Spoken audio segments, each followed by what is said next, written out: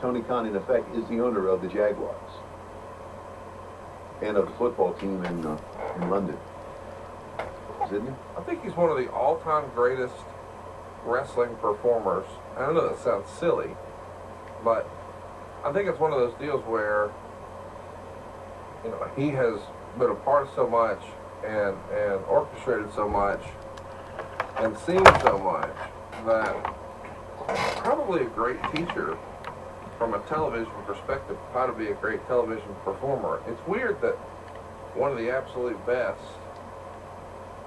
I mean, who, I guess my point is, from a character standpoint, who better to be an agent for that than Vince McMahon? And I think these days, as we hear, he spends a lot less time sort of hands-on working with the talent. But in this era, we would go back and we would see, you know, behind-the-scenes footage of him showing Mankind when he's debuting as Dude Love. No, you need to walk like this. I mean, he was hands-on with the talent as they're doing pre-tapes and things like that. And supposedly, that's not something that happens now. Now it's just producers and agents who handle all of that. You gotta wonder, you know, how much better the product today could be if Vince was maybe a little more hands-on with that stuff. Really, you think so? I do, just because he's such a great... I'm not saying that he is a great creative mind. Don't get me wrong. I think he's created most of the stuff that I grew up with so fondly from the golden era. He was a big part of him, Bruce and Pat, as they say. But his facials and things like that, and his just on-screen performance in this era, I think a lot could be learned from this. And it's not like, you know, he just walked out there and just naturally had it. He had to work at it. You don't think he could teach how to be No, I agree with all that you're saying. I just think that, and I'm looking at it from a perspective of JR and the announcers. right? I know he still produces the announcers. Well, he shouldn't. No, he should not. I'm not arguing that, but I think that's totally different. I could be wrong, but nobody goes back and says, God damn, what a great announcer Vince McMahon was. And nobody goes back and says, what a great wrestler he was. So I'm not saying copy his wrestling, and I'm not saying copy his announcing.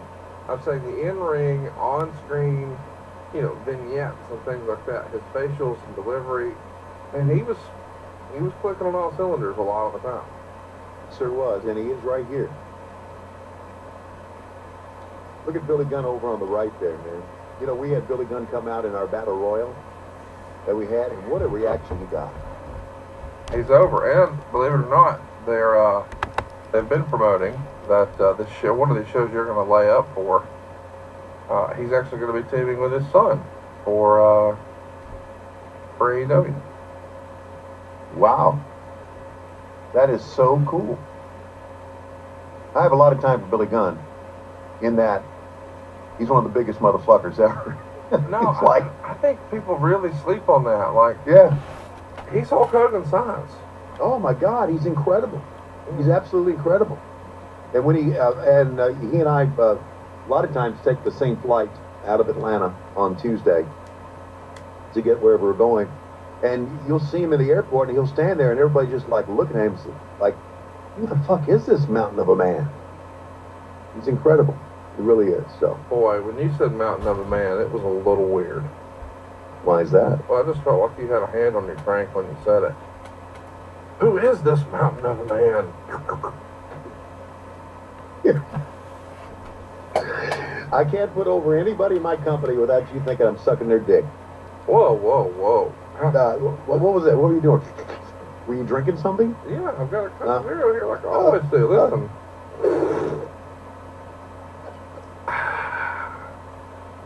This show is not sponsored by Coke Zero, but it should be, because they're pretty well fueling our stuff here. I gotta tell you, if I'm going to be critical of something, this 10-minute in-ring promo to start the show, it just ain't it, is it? Well, and that's the thing. I think that was always what really set Raw apart from Nitro. It always felt like Raw started with a 10-minute in-ring promo, and eventually it grew to 20-minute in-ring promos. Whereas Nitro, it's starting with luchadors flying around all over the place, and I know you would rather see this. You've admitted on the show before that you hate Hispanic people and you hate the lucha libre style. Yeah, you're. First of all, I want to stop you right there. I'm gonna be very honest about this. You Okay. really hate them. Sorry. Okay. No, you're a lying piece of shit, motherfucker. What? Why are you? What are you saying? I do not hate Hispanic people. As a matter of fact, I traveled with Hispanic people many times on airplanes and buses in the minor leagues. One of my favorite people of all time is Dasha Gonzalez, who is my co-host on Dark. Hang on, though. You told me off air that while you did have to travel sometimes with other races, you made sure they always sat in the back of the bus. Now, I don't know what that means. It means you're a lying motherfucker is what that is. Oh, I'm sorry. You're a lying cocksucker. Did I offend you there? I hope I did. You lying piece of shit. Oh, you see how they're going to their crotch there? That's what I'm doing to you right now. Well, that's hurtful. Hey, this is for you, comrade. Hey. That's very hurtful. Okay, this is the time where I guess they had taken JR off of Raw. Well, here's the thing. I know JR's your buddy, but He is. He's my buddy too. But I believe this is not they've taken him off. I think his mom is just down here. Oh, really? Yeah. Okay. I'm sorry. I mean, I might have my timeline wrong on this, Okay. but I think this is around the time when his mother passed away. JR's battled through some pretty sad parts of his life. I think the fact that he's still out there doing it says a lot about his perseverance, and it really does. Boy, look at this. Look at this badass, would you? Dude, Ken Shamrock was another level. Yeah, man. He walks out, it's like, ooh, I don't want to. I know we're supposed to work a match, but I'm not so sure he's going to be working when he climbs in the ring against me. You had him on a StarCast, didn't you? I have, yeah. Yeah, he's a pretty cool guy. By the way, I feel like I should mention here that Best Television Announcer in the Wrestling Observer Reader Awards for the year 1998, you came in 7th. Whoa. You beat Mike Goldberg. You beat Jim Cornette. You beat Jeff Blatnick. But Scott Hudson beat you. Yoshinori Tsuji beat you. Okay. Jerry Lawler beat you. Joey Styles beat you. Mike Tenay beat you. Can you guess who was number 1? Jim Ross was. Jim Ross got 2,933 votes. Do you want to guess how many votes Tony Schiavone got? 3. 160. Not the first time that Jim Ross had won. He also won in 1988, 1989, 1990, 1991, 1992, and 1993. Guess how many times you had won by that point? 0.0. Now, you did almost win an award. I know it sounds like we're burying you, but that's not fair. No, that's one of the charms of you in this show. I'm just reading is to bury my ass. From the Observer. But here's the deal. You did beat out Shane McMahon, Larry Zbyszko, Bobby Heenan, Michael Cole, Joey Styles, Vince Russo, Michael St. John, and Jerry Lawler. As worst announcer of the year. But Lee Marshall beat you there. Oh, God. He got 1,792 votes. Apparently the readers did not think he was great. But you're the worst wrestling announcer that's alive now, coming in at number 2 with 1,142 votes. Well deserved back then. Well deserved. Let me tell you how stupid this is, though. The worst television announcer award in 86, 87, and 88 went to David Crockett. And unbelievably, it went to Gorilla Monsoon for 91, 92, 93, 94, 95. Like, Gorilla Monsoon? How can anybody say anything bad about Gorilla Monsoon? You get your ass kicked around here for saying some shit like that. That's just how stupid it is. And here's another thing that I don't want to spend too much time on this. Why? Well, because you do. Oh, okay. I just think that you really think those polls are legit? Oh, yeah, absolutely. Really? Yeah. Okay. You really think that a guy who writes about a phony business is going to be truthful in his writing? Yes, I do. Okay. I believe most of what Meltzer says. I realize that sometimes the boys are working him. He realizes that too, but I think by and large, yeah, it's mostly accurate. Who's this on the outside? Keith Hernandez? Stan Severin. Okay, it looks like Keith Hernandez. Don't know. Ladies and gentlemen, if you're not a baseball fan or a Seinfeld fan, you may not get the reference, but throw it in your Google machine. Keith Hernandez from the Mets. Yeah, that's one of the great hitters of the era. Tell me that doesn't. Because here's the deal. I want to make fun of Tony here, but I mean, he's kind of close. Yeah. I kind of see it. You got to squint, but you can get there. That's right. Oh. Speaking of squinting, but getting there, did you have Lois play with the old Yule log over the holidays? No. What? No, I did not. Why not? Well, if I'm going to be brutally honest with you, first of all, this is pretty good opening match. Absolutely. These guys are fucking kicking it in here, man. But if I'm brutally honest, I don't want to bring this down. I'm going to mention one time on during the holidays, we had to put down, and it really, holy shit. How about that? That we had to put down, and it kind of took down some of the joy of our holiday. So we're by that now. We're moving on. I'm enjoying Steve Blackman getting the win. I'm enjoying you. There. Hey, Keith Hernandez, swing it a bit. Did he spin on him? And I'm enjoying this. I'm enjoying you shitting on me for another hour and a half or so, whatever. And enjoying the first match here of Raw is War, which, by the way, I get now. I didn't get it, but I get now. What do you mean? They came up with Raw is War as directly saying, okay, Raw is War against Nitro, right? I don't know that. I mean, maybe. So the deal is there's two shows. There's a show for the first hour and a show for the second hour. And they wanted to do that because they wanted to say how many times they were in the top 10 on cable or whatever the shit. Got it. Hell of a move here by Billy Gunn. My God. The Famouser. The Famouser. The Fame-asser. So. Fame-ass. I gotta write that down so when he uses it, I know what I'm talking about.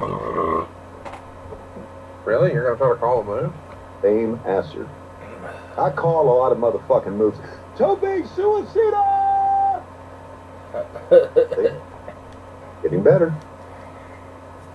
How many, if you think there was a Scantron situation where you had multiple choices on a test and you had to name, with graphics of course, there'd be images there, and then you had to guess the names of the moves based on diagrams of drawings of moves, like the progression of the moves. Yeah. What do you think you would get? Let's say that Excalibur. I think I'd get a 60. Okay. What do you think Excalibur would get? Oh, he'd probably get 100. Uh-oh. Let's go put butts in seats. There, I said it. So here you see he's feuding with Mr. McMahon. He's grabbing Pat Patterson's no-no, which oh my God, maybe how he got his gig. I take some powder. Wow, man. Here we are watching. Come on, we all know this. We are watching one of the greatest performers of all time.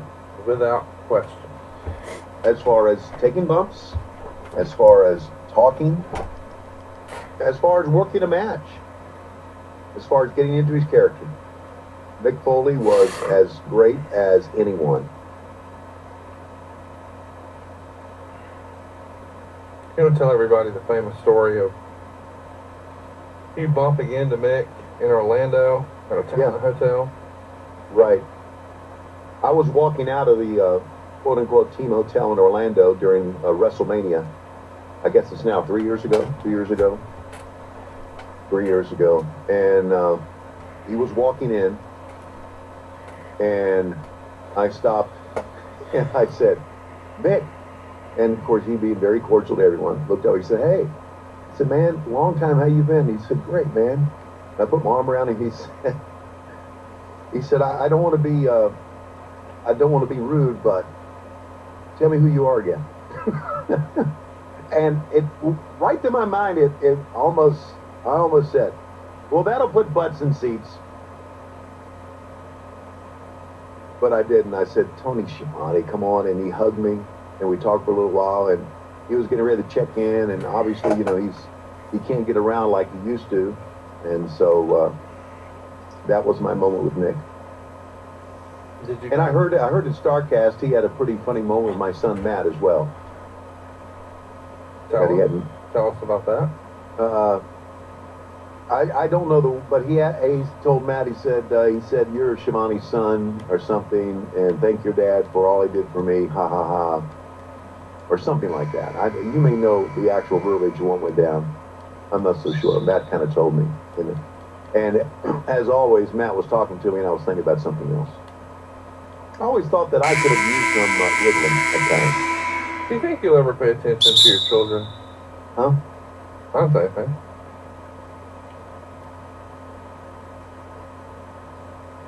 We should mention here that this same night, you guys are setting a record. $930,735 at the gate. But Bischoff is pissed because they've ran 3 events at the Dome, none of which drew $1 million. He wanted to break that $1 million mark. The fans live on the other channel are going to be furious because they were promised Goldberg-Nash as the main event. And of course, it never took place. And instead, they get a main event where 2 guys don't touch. Meltzer would say, overall, the Georgia Dome was an absolute disaster of a show, and it would probably take 18 pages to list all the reasons why. During the show, on 2 occasions, the chimpanzees running WCW told Schiavone to say that Raw was taped and that Foley would be winning the title on the opposition show, so don't switch channels. Nitro was beyond awful, and he was telling people there's a world title change going to happen on the other channel. Who runs this circus? He also knocked Foley, laughing about a company that would make him champ, which isn't going to help Schiavone's rep with wrestling fans, since Foley is so universally respected.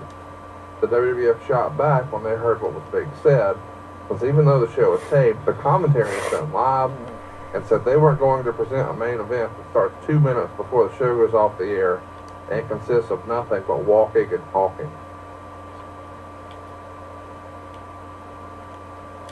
Everything they say was correct. I'm not here to defend what we did, as you know, at all. Oh, boy.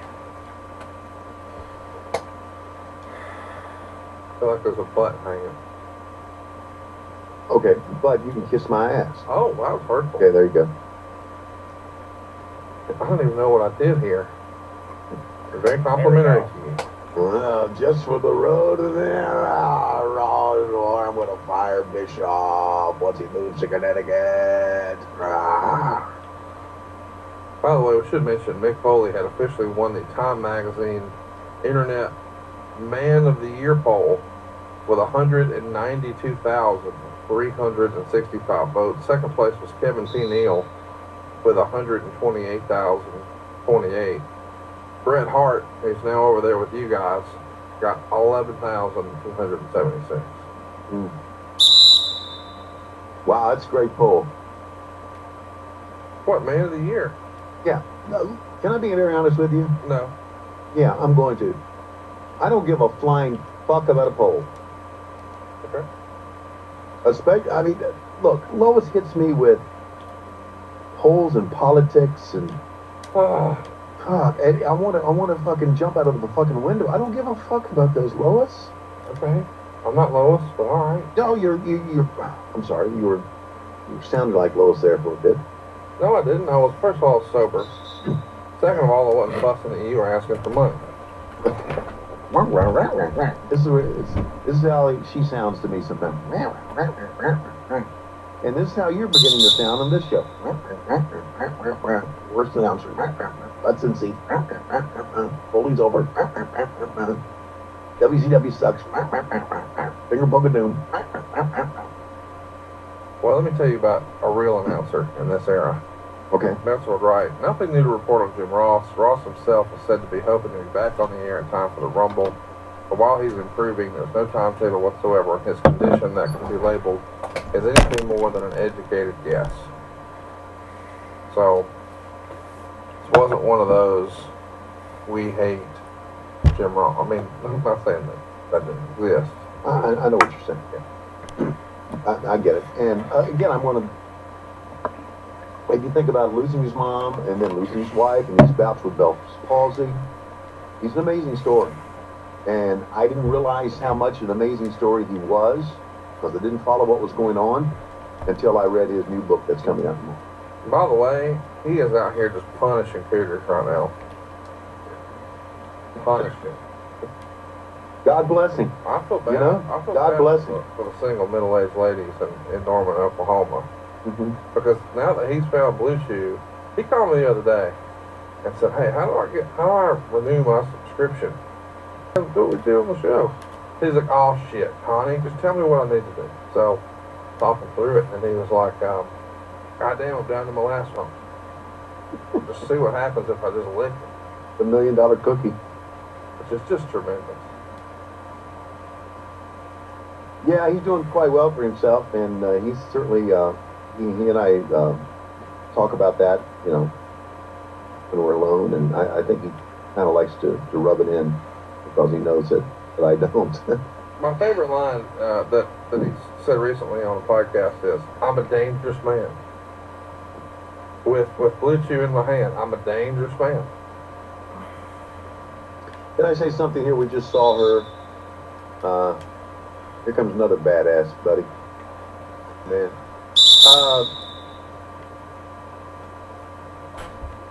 I really was turned on by China. Okay. You know what? That makes sense because you love the tussle. Mm-hmm. And then when I finally met her and got to talk to her and got to know her, you know, after it was all said and done, I thought, God, this is one of the sweetest ladies I've ever met. And she was so sweet and so nice. And she was such different than the persona that she had on TV, which I thought was remarkable. And I guess everybody, most people do, who've been on TV back in that era. They're not who they, with the exception of Ric Flair, they're not who they show on TV. They're somebody different. Right. But she was so sweet and so nice. And not only that, God, I loved her. And I was, you know, she and I would DM each other now and then, text each other now and then, right up until close to. What?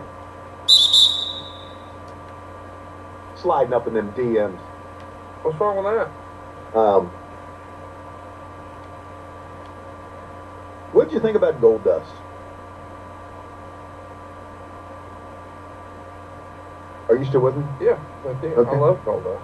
I did too. I didn't really when I first saw it, I thought, oh God, what the fuck are they doing to him? They're trying to shit on another member of the Rhodes family.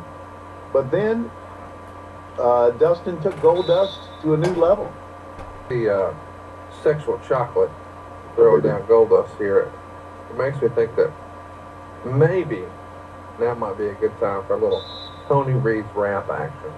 Let's do some. I tell you what. Let's do some Barry White. No, baby, I can't get enough of your love, baby. It's gonna be the good. First, my last, my everything. Yeah.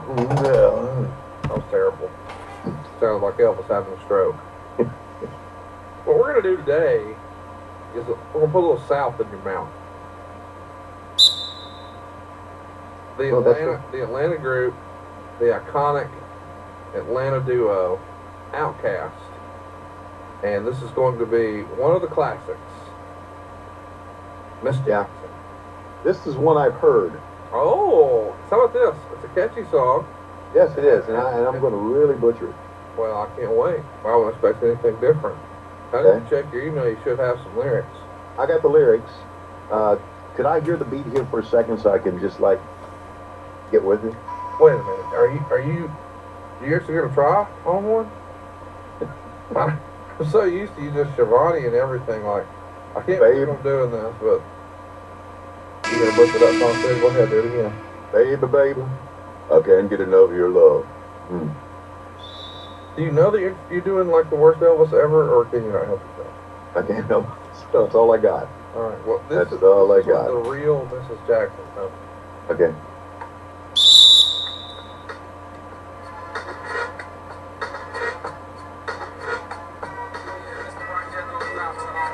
Baby mamas, mamas, baby mamas. Yeah, go like this.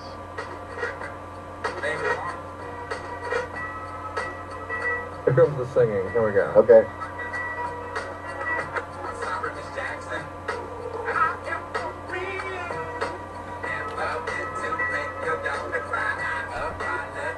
Okay, you think you got it now? Think you got some Never motivation? meant to make your daughter cry. I apologize a trillion times. My baby's driving mama, don't like me. But throw in, motherfucker. She's been doing things like having them boys come from her neighborhood to the studio trying to fight me. She needs to get a piece of the American pie and take her bite out. That's my house. I'll disconnect the cable and turn the lights out. Woo! And let her know her grandchild is a baby and not a paycheck. Private school, daycare, shit, medical bills, I pay that. I love your mom and everything, but I see I ain't the one who laid down. She want to rib you up to start a custody war. My lawyer stay down. Shit, you'll never get a chance to hear my side of the story. We was divided. She had fish fries and cookouts for my child's birthday. I ain't invited. Despite it, I show her utmost respect when I fall through. All you do is defend that lady when I call you, yeah. I'm sorry, Miss Jackson. Oh, I'm for real. Never meant to make your daughter cry. Apologize a trillion times. I'm sorry, Miss Jackson. Oh, I am for real. I never meant to make your daughter cry. Apologize a million times, a trillion times. Me and your daughter got this thing going on. We got a special kind of thing going on. You say it's puppy love. I'm sorry, China just came out. Where was it? Oh, you say it's puppy love. I say it's full grown like China. Hope that we can feel this way forever. You can plan a pretty picnic, but you can't predict the weather. Miss Jackson, 10 times out of 9 now if I'm lying, fine. The quickest muzzle throw it's on my mouth and I'll decline. King meets queen, then the puppy love thing. Together dream about that crib with a good year swing. On the oak tree, I hope we find like this forever. Forever, ever, ever, forever, ever. Forever never seems that long until you're grown and notice the day that a day rule can't be too wrong. Miss Jackson, my intentions were good. I wish I could become a magician to abracadabra all the sadder thoughts of me. Thoughts of she, thoughts of me, asking what happened to the feeling that hurt me. I had to pray so much about it. It needs some knee pads. It happened for a reason. One can't be mad. So you know this? Know that everything's cool. And yes, I will be present on the first day of school. Graduation. I'm sorry, Miss Jackson. Oh, I'm for real. I'm never made to make your daughter cry. I apologize a trillion times. I'm sorry, Miss Jackson. Oh, I'm for real. Never meant to make your daughter cry. I apologize a trillion. Girls, done got your ass sent up the creek, G, without a paddle. You left to straddle and ride this thing on out. Now you and your girl ain't speaking no more. Cause my dick all in her mouth. There it is. There's the line we've been waiting for. Cause my dick all in her mouth. Know what I'm talking about? Jealousy, infidelity, envy, cheating to beating, envy into the G. They can be the same thing. So who you placing the blame on? You keep singing the same song. Bygones be bygones. This shit's hurting You can go me. on and get the hell and your mom. I'm sorry, Miss Jackson. Oh, I am for real. Never meant to make your daughter cry. I apologize a trillion times. I'm sorry, Miss Jackson. Oh, I'm for real. Never meant to make your daughter cry. I apologize. A trillion times. Yep. I'm sorry, Miss Jackson. I'm for real. Never meant to make your daughter cry. I apologize a trillion times. I'm sorry, Miss Jackson. Oh, I'm for real. Never meant to make your daughter cry. I apologize a trillion times. Now, Miss Jackson, give me a blowjob. By the way, speaking of blowjobs, if you look at Raw, you just missed, I can't believe this is real, but What? Yeah. China came out. I Yeah. had to explain to Mark Henry, you're more man than just one woman can handle. Uh-huh. Meet my friend Sammy. Mm-hmm. And later, we're going to see Sammy and Mark Henry spend some quality time together. We're going to see it here on this show? And Mark Henry is going to realize that Sammy is, in fact, a transsexual. Oh, God. It's not PC, and not something you would say in 2019. It should be positioned as Sammy the Trans. Yeah.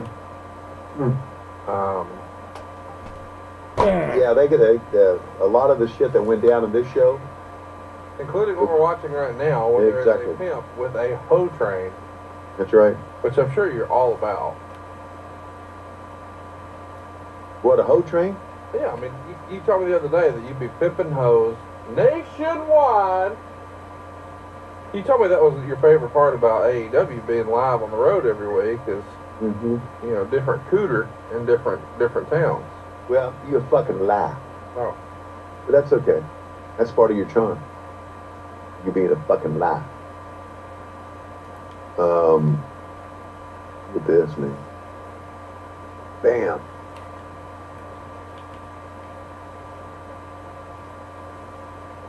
They had some shit going on there, didn't they? Fans were into this stuff. Yeah, they're hot for everything. Yeah. Turning These it over the around. top characters. I mean, Turning it around. we just saw a transsexual, and we saw Goldust, and we saw a sexual chalk star. Now we've got a pimp, and we've got his hose. Uh-huh. And by the way, why do you think Andrew Martin's wrestling name here was Test? Because he was testing. Okay. Got pissed off easily. Alrighty. Or, I don't know. He's no longer with us, is he? No, he has passed away. He, I don't know that you know this or not, but he mentioned you. What? Go ahead. I guess I'm the reason he's dead. Well, he just said he didn't want to live long enough to see himself become Shivani, you know. There it is. There it is. It's happened. Oh, by the way, we should shout out over at lowestrules.com. We do have a lot of fun new shirts, but one of which we sort of freestyled on the show where I nicknamed your son the Brewmaster. And I called him Shivani IPA. And to my surprise, it became a shirt, and it's a pretty cool looking shirt. Absolutely it is. And he's thrilled about it. And during Christmas time, somebody was talking about that shirt. Yeah. And here's exactly how the conversation went. He said, so Dad, can I? I went, no. Of course you can. Go to lowestrules.com. No, that's not what he was asking. I knew exactly what he was asking. What? And I'm the one that brought you into this world. I'll make money off of you, little fucker. Oh, well, fuck that. We'll just take it down. No. It's not like we were going to plug Best Inn Brewery right there in Atlanta anyway. And nobody wants to go to 1036 White Street Southwest in Atlanta, Georgia. Which is the hip part of town. Just because they open at 4 p.m. and just because they have an average rating of 4.8, just because the photos look cool and the reviews are very detailed and tremendous, doesn't mean anybody wants to go there. Who wants to eat locally and drink globally? Certainly not anyone who would enjoy Best In Brewing. Well, he wanted a shirt. And he's got his shirt. Bless his heart. I would never, ever, ever recommend a place at 1036 White Street Southwest, Atlanta, GA 30310. And I wouldn't call 470-391-0999 and ask for Shivani IPA. And I wouldn't believe the reviews that said things like, overall the food was good and the brews definitely touched home. And I would never believe someone who would write some shit like this. Most importantly, the owner and staff are down to earth. Sounds like bullshit to me. And then, look at this garbage. They have a wide selection of beers ranging from IPAs to Pilsners. You know I ain't going to this piece of shit called Best In Brewing Company at 1036? I know why. Because they ain't got a goddamn Miller Lite. Your taste of beer is the best. I mean, Goddamn Miller Lite. You got Miller Lite, I'm in. You ain't got Miller Lite? Fuck yourself. Oh, God. What? We'll take you there. I don't want to go. I don't want to go. I don't want to have Event Tide or Wild Leaf or Gate City or Second Self or, Steady Hand. I don't want any of that shit. I don't want Orpheus Brewing. I want none of that. I certainly don't want to go to Best In Brewery. Oh, God, I certainly want to watch China. By the way, we're talking about China. You got a new shirt out, too, over LoisRules.com, inspired by AEW Dynamite. The Boop and Tussle. Oh. The old Boop and Tussle. How much Boop and Tussle would you have done with China, do you think? A lot. Bad I would have shooting attempted to. there. She probably would have stretched my ass. But, Mamba mentality. And, which would have been good. She could have beat me up. I didn't. The old Boop and Tussle. Boop and tussle. Yes, sir. I'm joining me a lot of Chris Statlander. Serious business. You should go to support Giovanni's children. Go to Best In Brewery. Tell them Tony Schiavone sent you. It for real, as you were reading there, is getting rave reviews. No, everybody loves it. I mean, I've got friends who don't know, about our silly stuff here on the podcast, or that you have any sort of tie or connection. And I was supposed to meet someone in Atlanta, and they pitched it, and I just laughed, thinking they were just saying it because I listened to the show, and they didn't. They had no idea, and it was just their choice. So, people are digging it, man. They've done a great job with it, apparently. I haven't been yet, but I will be there. I'm planning a trip for the next week or so, just a day trip to Atlanta, and going to do some fun personal stuff. I may swim through there and just run around yelling at the top of my lungs, fuck Schiavone. See what happens. Bring your ATM card. Why? No, I was just looking for a handout. Oh, boy. Well, I don't know if it's expected. It's kind of common knowledge now, isn't it? I don't know that I have many friends in my life who take me for granted more than you. And I really appreciate that. Well, it's what I'm all about. It's part of my charm. Yeah. Okay, so tell me the story about Mankind here. He apparently had to wrestle some sort of gauntlet to be able to wrestle for the title. Yeah, so the corporation and Mr. McMahon are here to try to hold down Mankind with the idea that he's looking for revenge because his great close personal friend has turned his back on him. Let's set the stage for you. The screw job happened at Survivor Series 1997. Fast forward, Survivor Series 1998, Deadly Game, the story where Shane McMahon, who was supposed to be opposing his dad, was in fact under his dad's wing. And Mick Foley was the victim here, where The Rock, who had been feuding with Vince McMahon, would join the corporation at the end of the night, turn on his friend Mick Foley, and they would say that he quit, even though he didn't quit. So now The Rock is a monster heel, and just like sort of piggybacking the Montreal thing, the whole sharpshooter was involved. Mr. McMahon's the evil heel. But now the guy they're railing against and taking advantage of is Mick Foley. So Foley is hell set on revenge. But in order to get his title shot, in order to get his revenge and take from Rock what matters to him most, the world title, take control of that championship away from Mr. McMahon and blah, blah, blah. Mick. Pretty good story. Yep. It's better than, hey, Goldberg's not here for our main event because he raped Miss Elizabeth.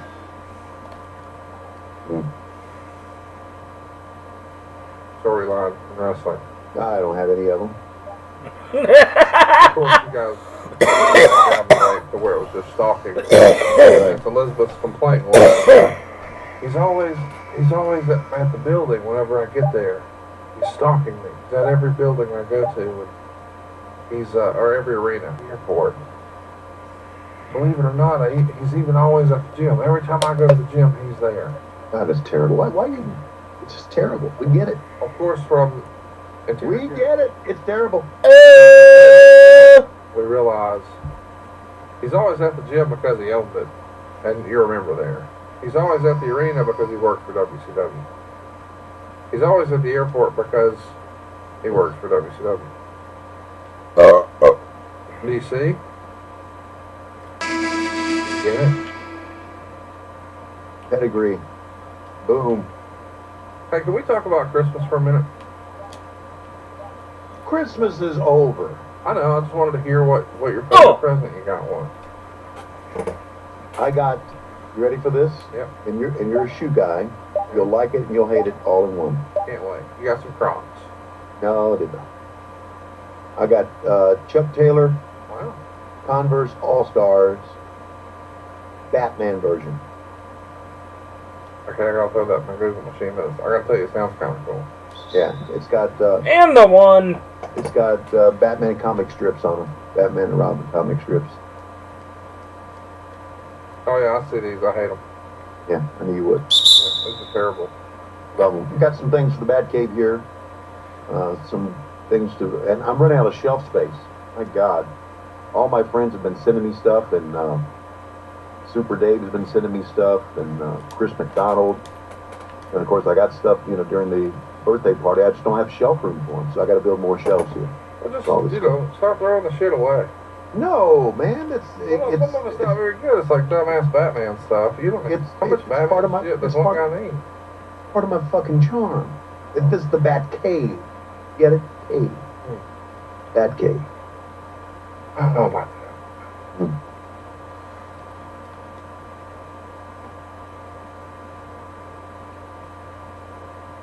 Wow, this is pretty intense. Vince again with some great facial expressions. Yeah, so he's tying up the boy. And there you go. Main event. The Rock, Mankind, no DQ. Bitch. He got his match. Very cool.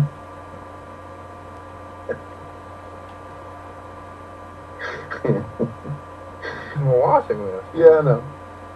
No, I wanted to see. I just wanted to see it. He tried to end his career, though. Yeah, I know. Yeah, good shit. I mean, if you were going to wrestle Mankind in any sort of gimmick match, right? Fuck that. Good. This is a good story, man. Great. It comes down to great stories, doesn't it? I think so. Yeah. And okay, now one could be said talking Miss Elizabeth would be a pretty interesting story, but when you don't give them anything as a result of that, then it's a shit story. Exactly. They had a great story here. They executed it right. Mick Foley wins the championship. We had a story here that had some interest, maybe some intrigue, okay? And then we ended up not giving them what they wanted or what we promoted. And that was wrong. So there you see we're at the crossroads of the two companies. The rumor in the innuendo is that Edge was actually in discussion to join AEW once upon a time. Managed to leverage himself a much better deal out of Vince McMahon, and supposedly he's coming back for WrestleMania, and he's denying that on social media. What say you? Would you like to see Edge back in time for WrestleMania? No. Don't ask me. Don't ask me to book. I'm not booking. I ain't doing that shit. I was making conversation, man. I'm gonna let you drive the rest of the show. No. I just don't want to book, dude. I really don't want to book. I'd put him in there with Boom! The Dark Order. Seriously, I'd put him under a hood and let him just start running roughshod over people, and then when he takes the fucking mask off, everybody loses their mind. Not bad. So you laughed at it. Mm-hmm. I just thought you were making fun of the Dark Order again. No, listen. In real life, those are great guys, Yes, they are. and I like their. I know you didn't see it, but go throw in your Google machine, Super Smash Brothers. Okay. Those are awesome. You know, they had one segment that fans didn't like, and everybody's shitting on them. But Exactly. I thought you were being a part of that. no. Yeah. The only thing I made fun of was the deal with the guy who missed all the punches. Right. Exactly. Who, Well, by the there way, you go. There you go. was not a real member of the squad. He was a local extra. They're never going to use those shitheads ever again. You won't see that ever again until you see some Super Smash Brothers against the Young Bucks, because they've had a bunch of great matches. Even in Ring of Honor, you would see, them against SCU, them against the Young Bucks, and there's lots of other places you can see them too. But really, really talented performer. Yeah. Oh yeah, I agree. And there's another tag team out there that I'm really starting to dig too, and that's the Butcher and the Blade. Didn't know that much about them. Those guys are pretty good. So there you Again, go. undiscovered talent. It's weird that I think, and the guy who plays the Blade is Braxton Sutter, who has been a name, quote unquote, in wrestling for a while. It's just weird to me that sometimes we as wrestling fans, and I'm guilty of this, will say, "Oh, we want new, something new," and then when they do, everybody's like, "Oh, that sucks. I don't want that. I want stars." Well, goddamn, how do we make them? Yeah. They got to have a chance to do some stuff. Now again, you're reading Twitter too much. Stay away from it. Look at this, man. Running set out power bomb.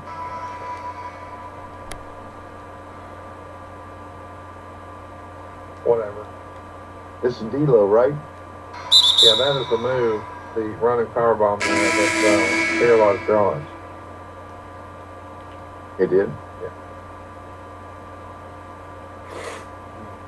Amazing. It's a total accident, and it really sucks that people still. I don't know. I can't help but wonder, like, obviously Draws' life would have been forever different. There's no telling what his career could have looked like, but D'Lo Brown is one of those universally well-liked guys who sort of one of the unsung heroes of wrestling for a long time, and you wonder what the rest of his career looks like had that night not happened. I don't know D'Lo at all, but you just know that that's probably in the back of his mind all the time, and it's kind of changed your view on stuff when an accident, because that's what it was, a real accident happened. And it's amazing that they're not. But it was in that was early '99. So it was a little bit after this. Could be wrong.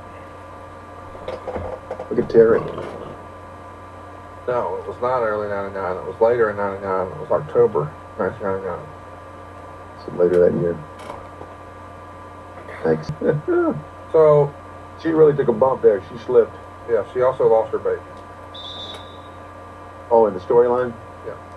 So you're laughing and getting turned on. They will allow a pregnant woman to go out there. So I know. Raw is war. That's not true, by the way, because they let Mae Young go out there for weeks with a baby. Well, hand baby. Oh yeah, hand baby. That's different. You know what that hand baby turned out to be? Oh, that was good. Hold on, I'm choking. By the way, we should mention, before you know it, like a month from now, you'll be right here in Huntsville, Alabama. AEW Dynamite coming to the Probst Arena right down the street with Conrad here. And right after, just a couple blocks away from the arena, me and you and Jim Ross will be on stage at Stand Up Live. Pick up your tickets right now at supershowlive.com. And allegedly, the Costco of Trade Barns that we've kept very, very busy. I mean, he even gave me like a Just for Feet card or a Subway sandwich card where my 12th trademark is free. Allegedly, he's going to be sponsoring hijinks after the show as well. Really? Yeah. So go stop what you're doing. Make plans to be with us here in Huntsville. Supershowlive.com. You don't just get Tony Schiavone. You also get Jim Ross, who, as we know, is the world's greatest wrestling announcer, according to the Wrestling Observer, not once, but many, many times. Deservedly so. Yeah. And way down the list, there's Tony Schiavone. He'll be there too. So if you've seen our poster, it says big neon lights, Jim Ross, and then a tiny fine print, and Tony Schiavone. Yeah. Who's the doctor here? Paul Heyman? I don't know what that means. Well, it looks like a Paulie Dangerously. But I think, oh, it's not. That guy is a guy who has been talked about a lot by Bruce Pritchard. You should ask Billy Gunn about him. But the doctor?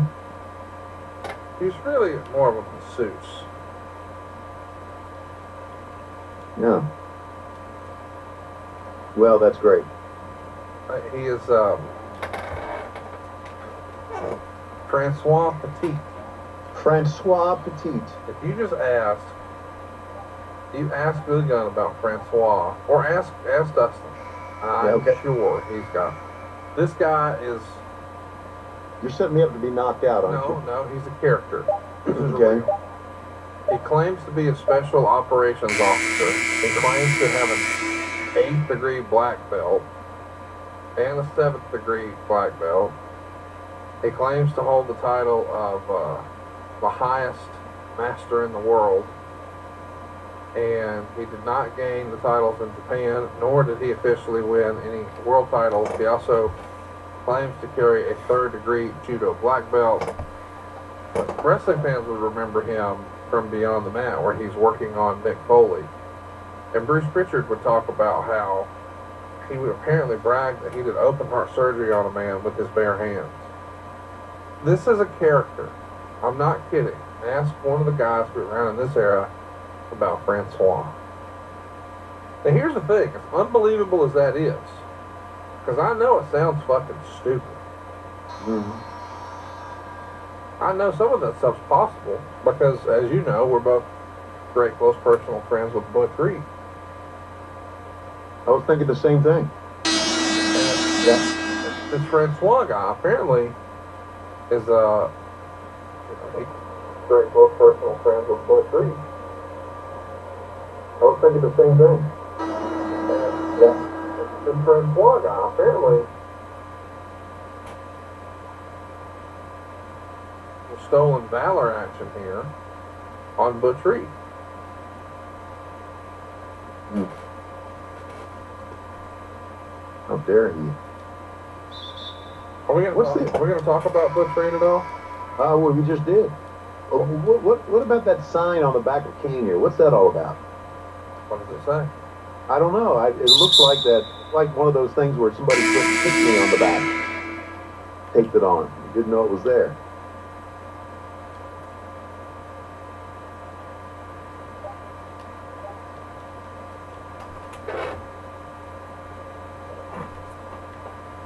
Down goes Gary Visco just flopped down. You know, before they were behind the scenes, where Pat Patterson was a great performer. Jerry Briscoe was great. He and his brother. Wow, I remember them from back in the Crockett days. Great performers. But Jerry's going down. Whoa!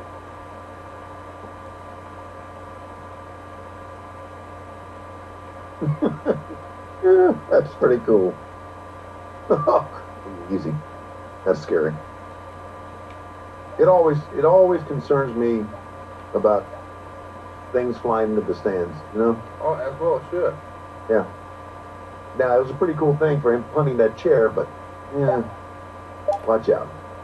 Hey, I do want to mention, since you brought him up, some things have come to light in they ran a promo about the Bulls on ESPN. There's a big documentary coming out, and it made people go back. Like Drew, he reminded us. This weekend, Butch news Reed we was saw originally coming. cast in Space Jam, but when it was determined he was too expensive, they went with Michael Jordan instead. I get that. Business decision. I also heard that Butch Reed, in fact, invented thumbs up as just a way to let everyone in Florida who realized how over he was knew that he appreciated it.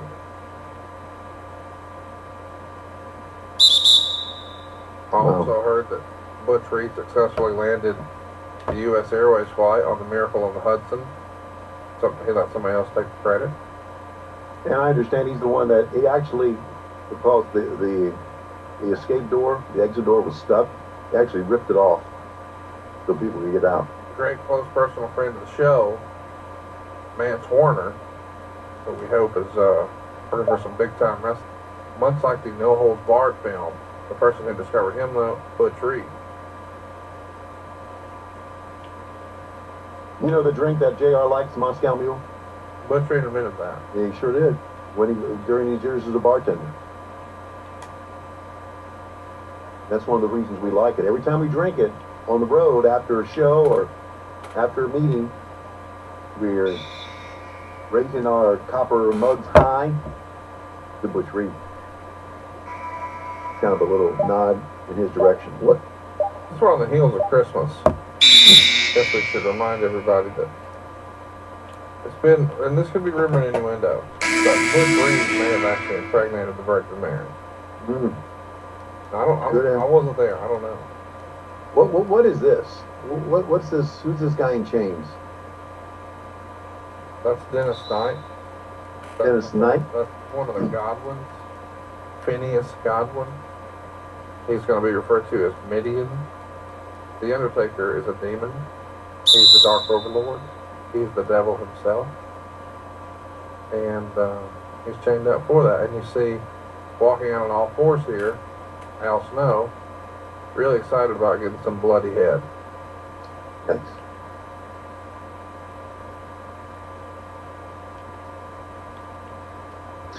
Well, the fans certainly reacted to it, didn't they? Yeah, fans are into it. He had the most controversial doll at Walmart. They actually pulled it, believe it or not. Really? Tell me about this. Well, because it had a severed woman's head. They thought, we can't sell this to kids. Well, the toy maker should have known better. Just saying. Now he's going to beat up an Armstrong.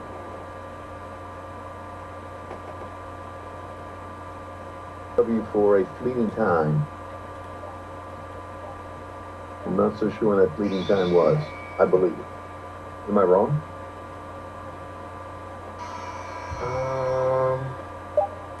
I don't know.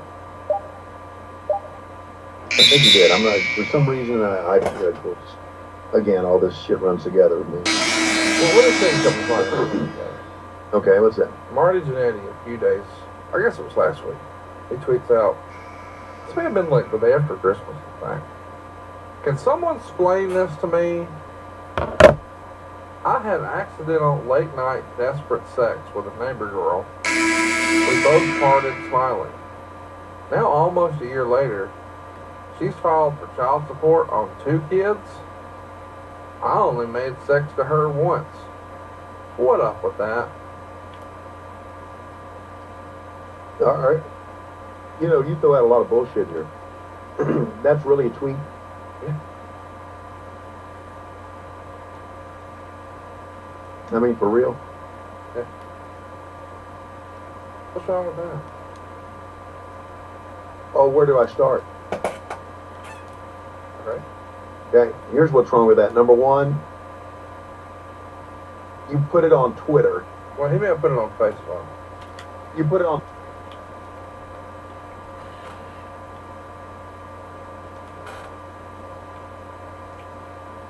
That's all I need to say about that. So wait a minute. When you how sexual neighbor ladies don't put it on social media. Right. I gotta go delete some posts. That's number one. Boy, Marty's still having some trouble, isn't he?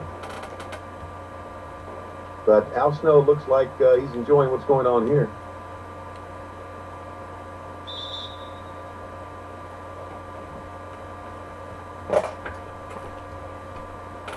Still deleting your post? Yeah, I'm deleting left and right now. Yeah, I'm glad it'd be a good idea.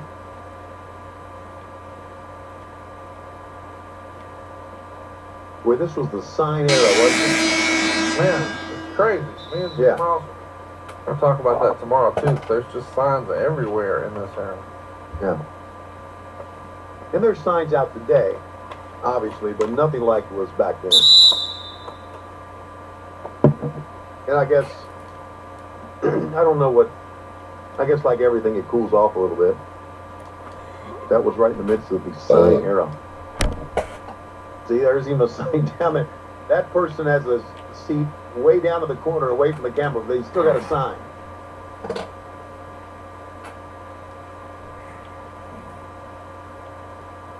I love the hardcore style matches.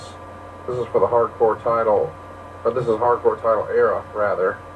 Right. And then pay-per-view, not Royal Rumble, but I think St. Valentine's Day Massacre. What do you remember about the hardcore matches in WCW? Do any of them stand out for you? Anything that involved Terry Funk stood out. Like when he A brought lot of the stuff with Norman Smiley stood out because Norman, he would always scream. That little, that always stood out to me. And that's kind of basically it. Those two guys. Anything that Terry Funk did in his later career always stood out, didn't it? Wherever he was. I think so. Yeah. ECW. When he was old, middle-aged and crazy. Yes, WCW. Certainly became a legend. How, by the way, is Terry doing? Have you checked in on him? I have. He's not leaving the house. I hope eventually he does. I hope he kicks out too, Yeah. The world's a better place when Terry Funk's part of it. Now, I know he can't take bumps anymore. But, yeah. Well, they're just going to fuck everywhere here. They're going to fuck everywhere? They're going... Who's the guy with the hat up next to the police officer? Oh, the hell? Looked like Truman Capote was in the back. Whoa. The theater fellow in the hat looks like WWE's Klondike Bill. Shit. They are legitimately kicking each other's fucking ass here. What's wrong with that? Nothing's wrong with it, but I mean, it's like some of these things, like picking up a flower pot and throwing it right at a guy's head. You don't like that? No, I just think it's look at this, fucking stabbing him with a standard. Is this where they use the Zamboni? Is this the one? No. Okay. Well, listen, Those beer kegs make me think of Bad Money Slim. You ever see Bad Money Slim's stupid videos he puts online where it shows him carrying beer kegs up flights of steps? yeah, that's one of the things put online. What do you think? What do you think about that? It's stupid. Why are you negative on Bad Money Slim? I'm not making a negative. Let me ask you this: have you noticed that a lot of our low-key big hogs are into the podcasting business now? Yeah. Yeah. What do you think? What do you think about that? Well, first of all, I guess that you, being the podfather, you have encouraged people. No. I'm not saying that you have. You've encouraged them just by being there. They look at you and they think, man, wow, on the outside, this is pretty fucking cool. No, it's not. They've encouraged you.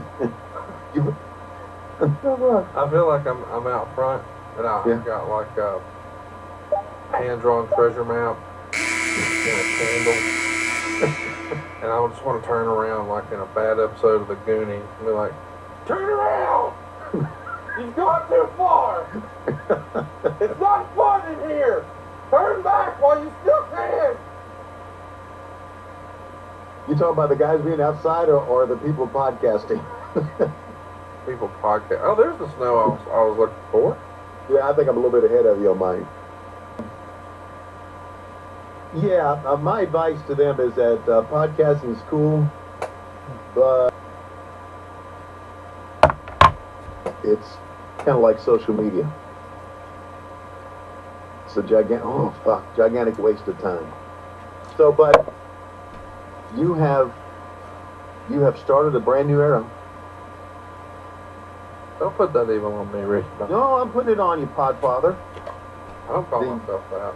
Okay, I know you don't. How about the Jesus of Wrestling podcast? Please don't say that. Okay, all right, I won't. Dude, come on, we're on the tail again of Christmas here and here. Well, Christmas is over. I'm gonna get killed around here. You're not? Don't do that. You're not gonna get killed. You have established, and you have started a whole new generation of dumbasses wanting to do a podcast. Why are you being like that? Being very hurtful. No. I bet you didn't even know you. No, I'm not being hurtful. I'm being honest. Okay, where are you? Give me a time here. We haven't done this in a little while. We haven't done it at all today. Why don't you tell everybody your time? You're the fucking star of this shit. Oh, got 1:15:56. Oh, I'm way ahead. I'm 1:16:26. Okay, I'm sorry. I'm 1:16. Let's start again. 1:16:32. 4, 6, 8. That's right. I'm 1:16:41:42. Oh, there you go. Yeah, we're exactly on the same one. Okay, now. Acolytes, Bradshaw, and Simmons. Look at there. DX chasing out Shawn Michaels. Who are the Acolytes anyway? They work for the Undertaker? Yeah, APA. That's what they're going to become, but right now they're Acolytes. Okay. And then later Acolyte Protection Agency.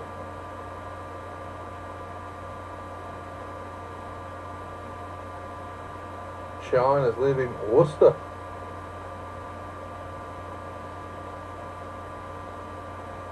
Well, I guess still to come is our big title match.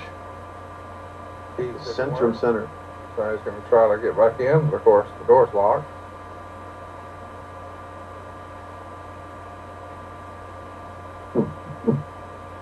And someone attacked him from behind, left him laying after a brutal beating. They're going to scrape him up off the hood, put him on the gurney.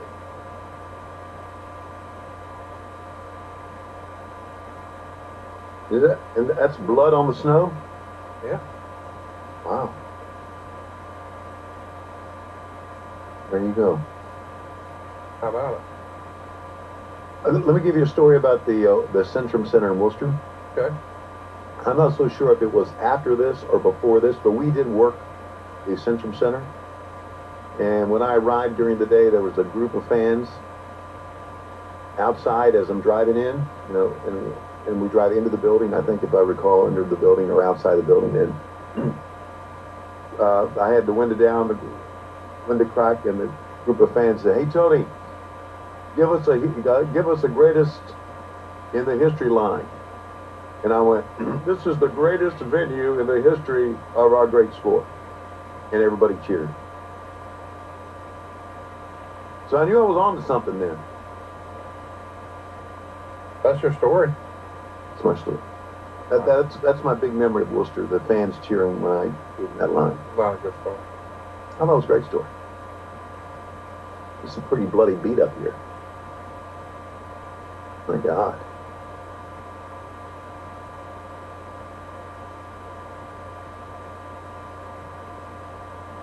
Is that the real Hebner or the fake Hebner?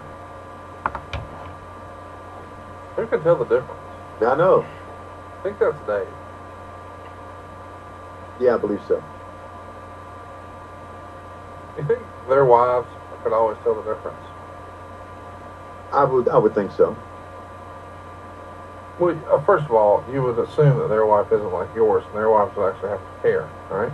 Right. One may have had a bigger dick than the other. Oh, okay. You never know. I mean, you just don't know things like that. One, Why don't you know that? well, because I'm making my point not to find out that. I don't go up to him and say, Hang hey, on. Earl, You're a hog watcher from way back. no, I'm not. I didn't go up to him and say, hey, Earl, which one of you have the bigger dick? Well, why not? Because it's not essential information. Yeah, you run around here every podcast you get a chance to asking, how big's Batista's dick? Why would you do that if you're scared to ask, your own friends about their hog meats? Yeah, see, you keep it up, and you know what's going to happen, don't you? You're going to spawn a new podcast from one of our listeners called "Who's Got the Biggest Dick?" That's going to be the name of the podcast. That actually sounds like that has legs. Third legs. But thought I had a sound effect here. Oh God, don't do this. I thought.